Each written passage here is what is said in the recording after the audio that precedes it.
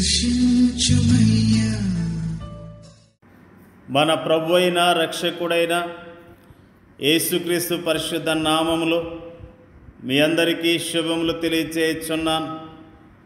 మీరందరూ క్షేమంగా ఉన్నారని ఆశిస్తూ ఉన్నారు. ఈరోజు బలపరిచే వాక్యము రాజుల మొదటి గ్రంథము 19వ అధ్యాయము 7వ వచనము. యెహోవా దూత రెండవ మారు వచ్చి అతన్ని ముట్టి, నీ శక్తికి మించిన ప్రయాణం నీకు సిద్ధమై ఉన్నది, నీవు లేచి భోజనం చేయమని చెప్పాను. ఏలియా ప్రవక్త విశ్వాసంతో అద్భుతమైన కార్యాలను జరిగించినట్లుగా దేవుని యొక్క వాక్యము తెలియజేయబడుతుంది. బయలు ప్రవక్తలను చంపినట్లుగా దేవుని యొక్క వాక్యము తెలియజేస్తున్నది. ఏలియా ఎంతో ధైర్యాన్ని కలిగి జీవించాడు. ఏలియా చేసినదంతయు అతడు ఖడ్గము చేత ప్రవక్తలందరినీ చంపించిన సంగతియు ఆహాబు యెజెబెలుకు తెలియచెప్పగా, యెజెబెలు ఒక దూత చేత ఏలియాకి వర్తమానం పంపించాను. రేపు ఈ వేళకు నేను ఈ ప్రాణమును వారిలో ఒకని ప్రాణం వలె చేయని ఎడల దేవుడు నాకు గొప్ప అపాయం కలగజేయనుగాక.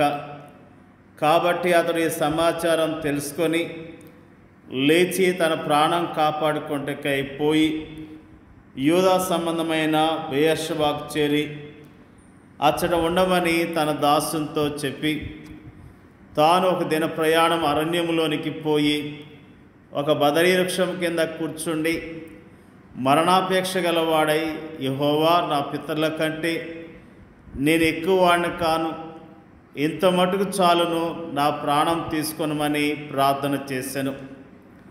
అతడు బదరీ వృక్షము క్రింద పరుండి నిద్రించుండగా ఒక దేవదూత వచ్చి అతన్ని ముట్టి, నీవు లేచి భోజనం చేయమని చెప్పాను. అతడు చూసినంతలో అతని తల దగ్గర నిప్పుల మీద కాల్చబడిన అప్పమును నీళ్ళబొడ్డియు కనబడిన కనుక అతడు భోజనం చేసి తిరిగి పరుండెను. అయితే యెహోవా దూత రెండో మారు వచ్చి అతన్ని ముట్టి, నీ శక్తికి మించిన ప్రయాణం నీకు సిద్ధమై ఉన్నది, నీవు లేచి భోజనం చేయమని చెప్పినప్పుడు నిజముగా ఏలియా పట్ల దేవుడు ప్రత్యేకమైన ప్రణాళికలు కలిగి నడిపించినట్లుగా మనము జ్ఞాపకం చేసుకుంటూ ఉన్నాం. ఏలియా విశ్వాస సమయాల్లో కాకోలముల ద్వారా పోషించబడ్డాడు.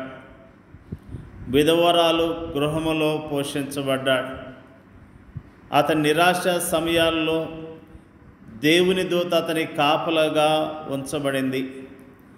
దేవుడే స్వయముగా అతనికి భోజనం పెట్టాడు. మనల్ని సంరక్షించి ఆదరించే ఒక అద్భుతమైన తండ్రి మనకు ఉండటం ఎంత అద్భుతమైన విషయం. దేవుని దూతచే నిద్రలేపబడిన ఏలియా చూచినంతలో అతని తల దగ్గర నిప్పుల మీద కాల్చబడిన అప్పమును నీళ్ళబొడ్డియు కనబడెను. ఏలియా దినములోని యెహోవా, సువార్త దినములోని ప్రభుని యేసే మన నిరాశ సమయాల్లో మన చుట్టూ కారు చీకట్లో ఆవరించవచ్చు. మనము కృంగిన సమయాల్లో మన హృదయాలను భయభీతులు ఆవరించవచ్చు. అలాంటి సమయాల్లో చేదైన తలంపులు మనల్ని నింపుతాయి. సనుగుళ్ళు గొనుగుళ్ళు మన నోటకు వస్తాయి. ప్రార్థన మన పెదవులకు దూరం అవుతుంది. అయినప్పటికీ మన పరలోకపు తండ్రి యొక్క సున్నితమైన సంరక్షణ మనకి ఎప్పుడూ దూరము కాదు. తన సేవకునికి మంచి భోజనం పెట్టి అతనికి మంచి నిద్రనిచ్చి అతని అలసట తీర్చిన తర్వాత దేవుడు అతనికి తాజా సూచనలు ఇచ్చాడు. తాను ఒక ప్రయాణం చేయవలసి ఉందని ఏలియా అనుకున్నాడు. కానీ దేవుడు అతనితో నీ శక్తికి మించిన ప్రయాణం సిద్ధమై ఉన్నదని చెప్పాడు. ఆ సుదీర్ఘ ప్రయాణానికి ధైర్యం కావాలి, శక్తి కావాలి, విశ్వాసం కావాలి. వ్యతిరేకత జయించబడాలి. అయితే ఇవన్నీ కూడా మనలాంటి సామాన్య మానవులకు అసాధ్యమైనవి. ఏలియా ముందు ఒక సుదీర్ఘమైనది, శక్తికి మించినదనైన ప్రయాణం ఉన్నది. అది ఏలియాకు శక్తికి మించిందే కానీ ఏలియా దేవునికి మాత్రం కాదు.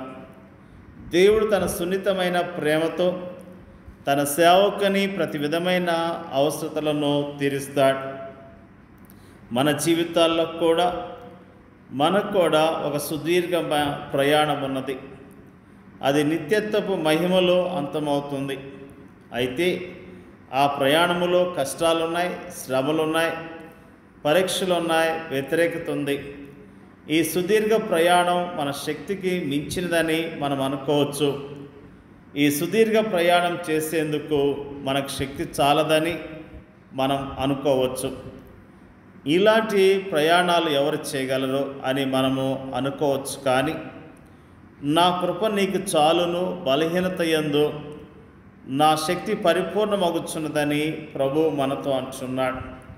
ప్రభుని యేసు క్రీస్తు కృప మరియు ఆయన శక్తి మనకు అందుబాటులో ఉన్నప్పుడు క్రీస్తు యేసునందున్న కృపచేత బలవంతులగుచ్చు మనం ముందుకు సాగుదాం. దేవుని యొక్క ప్రజలముగా ఏలియా యొక్క విశ్వాసాన్ని ఈ రోజున మనము జ్ఞాపకం చేసుకుంటున్నాం. నిజంగా ఏలియా ప్రభుమందు విశ్వాసం ఉంచి అద్భుతమైన కార్యాలు జరిగించాడు.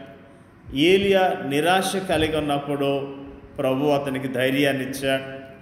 అతని విశ్వాస జీవితంలో ప్రభు నమ్మదైన దేవుడిగా అతనితో ఉంటూ అతన్ని నడిపించాడు. మన విశ్వాస యాత్రలో కూడా ఆయన మనతో ఉన్నాడు. మనం కూడా విశ్వాసంతో చక్కగా నడుద్దాం, దేవుని కార్యాలను చూద్దాం. దేవుడు మన పట్ల ప్రత్యేకమైన ఉద్దేశాలు కలిగి ఉన్నాడు. మన జీవితాల్లో ఆయన ఉద్దేశాలు నెరవేర్చబడినట్లుగా విశ్వాసంతో ఆయన కొరకు జీవిద్దాం, ఆయన మహింపర్దాం. దేవుడికి వాక్యాన్ని దీవించునుగాక. పరిశుద్ధుడైన మా తండ్రి, మంచి తండ్రి, నీకు స్తోత్రాలు. మరి ముఖ్యంగా ప్రార్థన చేయుచున్నాం ప్రభువా, ఏలియా యొక్క విశ్వాసాన్ని, ప్రభువా ఏలియా పోషించబడిన విషయాన్ని, ఏలియాను మీరు నడిపించిన విషయాన్ని జ్ఞాపకం చేసుకోవటానికి మాకు ఇచ్చిన ధన్యతను బట్టి స్తోత్రాలు తెలియజేస్తూ ఉన్నాం. ప్రార్థన చేయుచున్నాం. మరి ముఖ్యంగా ప్రభువా మా విశ్వాస జీవితంలో కూడా అయ్యా మరి ప్రభువా విశ్వాసంతో జీవించడానికి కావలసిన నీ బలాన్ని, శక్తిని మాకు అనుగ్రహించమని అడుగుచున్నాం తండ్రి. నీకు వందనాలు తెలియజేస్తూ ఉన్నాం. ప్రభువా మా పట్ల నీకున్న ఉద్దేశాలు నెరవేర్చబడాలి. నీ చిత్తానికి లోబడి మేము చక్కగా ప్రయాణం చేయటానికి, యోగ్యముగా నేను మహింపరచడానికి సహాయం చేయమని ప్రార్థన చేయుచున్నాం. మరి ముఖ్యంగా ప్రార్థన చేయుచున్నాం ప్రభువా, నిరాశ నిస్పృహల్లో ఉన్న విశ్వాసులను, సేవకులను మీరు జ్ఞాపకం చేసుకోండి అయ్యా.